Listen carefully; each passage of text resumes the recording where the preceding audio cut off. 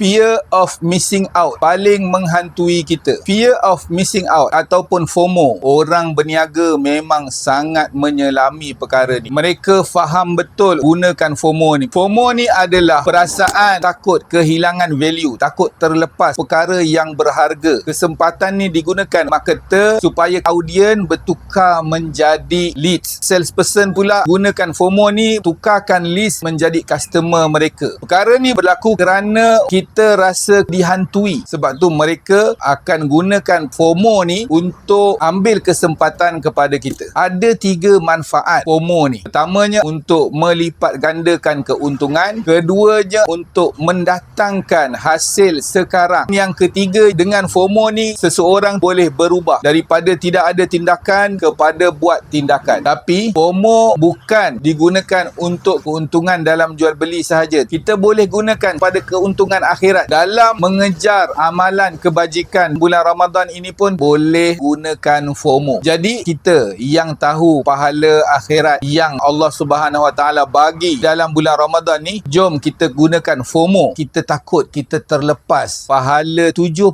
kali ganda solat fardu, ataupun setiap pahala sunat digandakan menjadi fardu, ataupun sedekah kita ataupun doa kita dimakbulkan. Jadi kita gunakan FOMO dalam 2-3 hari berbaki bulan Ramadan ni. Jom kita buat pecutan terakhir Ramadan. Yang belum khatam Al-Quran, jom kita khatam Al-Quran. Yang belum cukup solat-solat sunat, jom kita cukupkan ketika kita masih dalam bulan Ramadan. Jangan lupa sedekahkan saya, like dan follow.